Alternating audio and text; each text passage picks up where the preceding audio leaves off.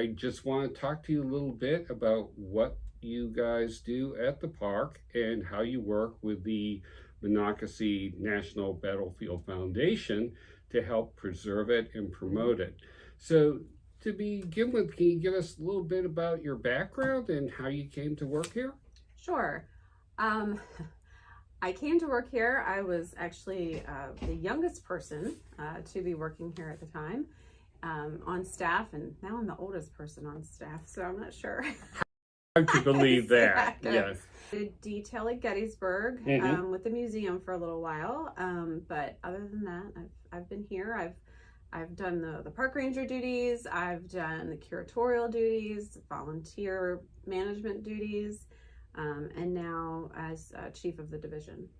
Well, that's great. And not to get into the weeds, but just so people have a good understanding about what this park is about, can you go into a little bit about what happened at this place in 1864? The land here is designated Battle of Monocacy was fought.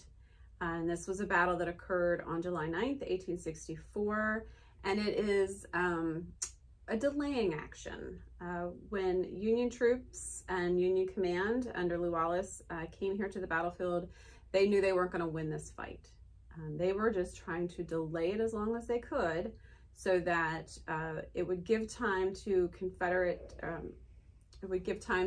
Union command under Grant in Virginia at the time to get troops on ships and up the Chesapeake into the fort surrounding Washington, so that when the Confederates got to Washington, they wouldn't be able to get into the city. So they knew they weren't going to defeat the Confederates here, but they were going to put up a fight, keep them here as long as they could.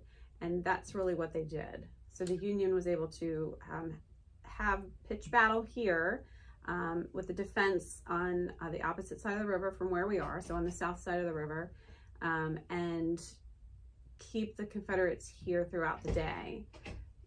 So as they would have about 900 dead, wounded, and missing soldiers, and they would have to camp out for the night. And so that was really the goal of this battle. So even though they lost the battle, they won in the sense that they delayed the Confederates.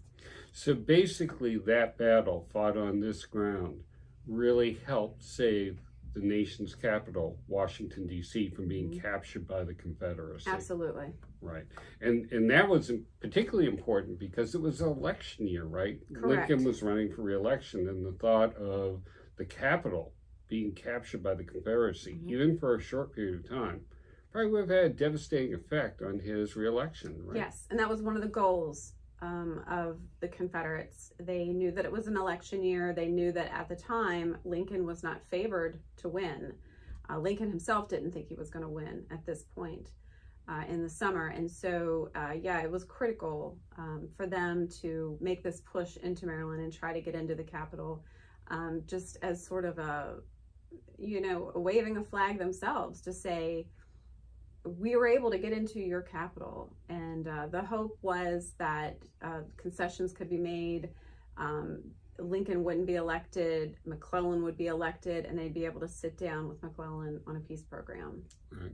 So it's not only a question of things like whether Lincoln's administration would, win out and be able to settle the Civil War on the terms, that Lincoln envisioned, right? But there were other issues involved as well, such as emancipation. Would it come to fruition? Correct. Absolutely. Right.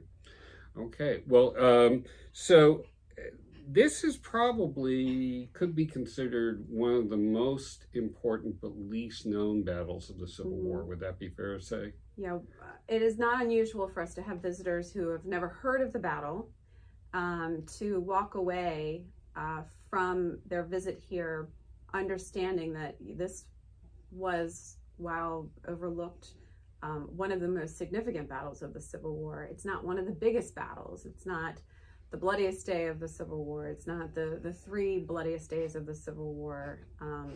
But it is significant in what it affected and what didn't happen.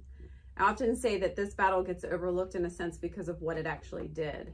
Had this battle not happened and Confederates walked into Washington, and be able to hold it even for a couple days, it would have had significant ramifications on what was happening in the war at that time, on the election, all of those things potential. And it would be in every history book that Confederates had gotten into the federal capital in 1864 without this battle happening. So that may make it more challenging for you guys at the park to, get interest in the battlefield. But fortunately for our nation, it turned out the way it did. Yes. It's great. And looking toward the future, what are your major objectives for, managing the park and promoting it? Mm-hmm. Well, we lean on the foundation a good bit because they do a great job helping promote the park. We're not allowed to actually do any marketing. And so, we send out press releases and we'll do interviews with local, TV or radio, magazines, podcasts, that sort of thing. But in terms of what we are looking for in the future, we are developing a new museum right now. We still have people every day come out of the museum going, oh, this is a great museum. And it is a good museum, Mm-hmm. but there's a lot of technological elements to it that just don't work. Mm-hmm. And the main attraction really is the fiber optic map that we have. And it has a lot of technical issues and mechanical issues.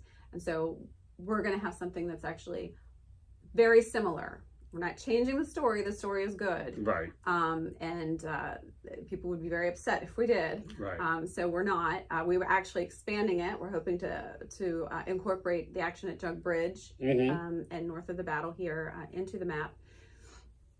And so it'll actually be a more inclusive program. And then we want to tell more of the stories of the people who were here between what we see happening with the families who are here and the soldiers who are here even the day of the battle. And correct me if I'm wrong, because you're the expert.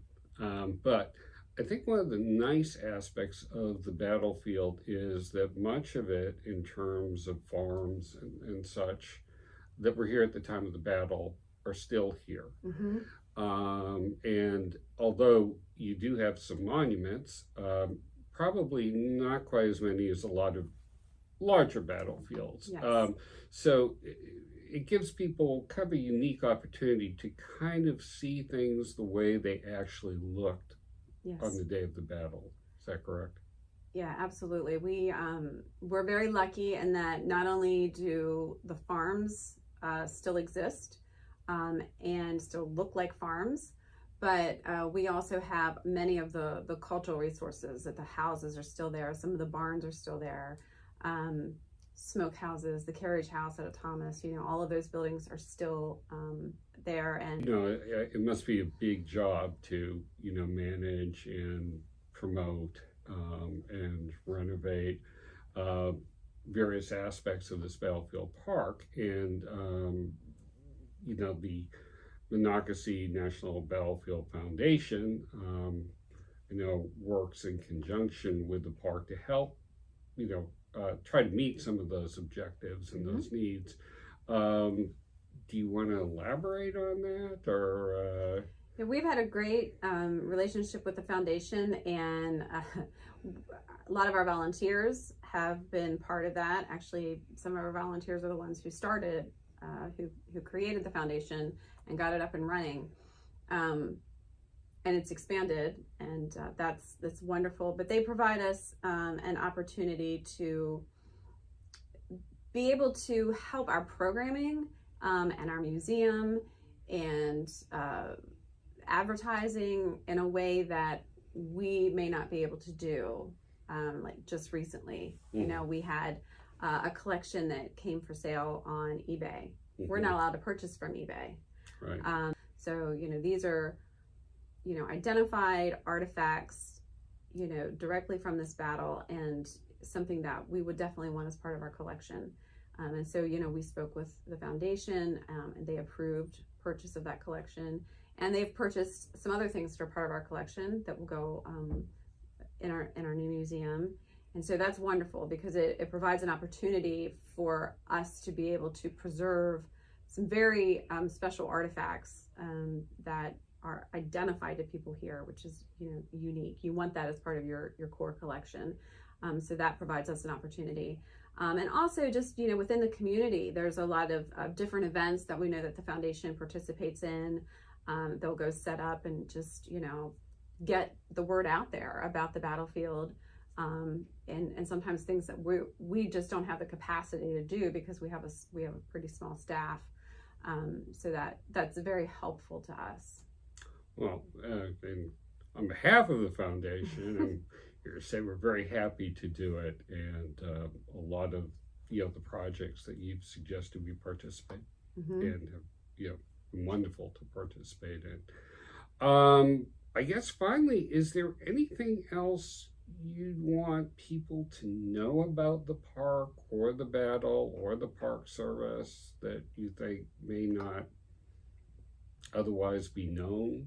Oh my, well, that's going to be a documentary. I know.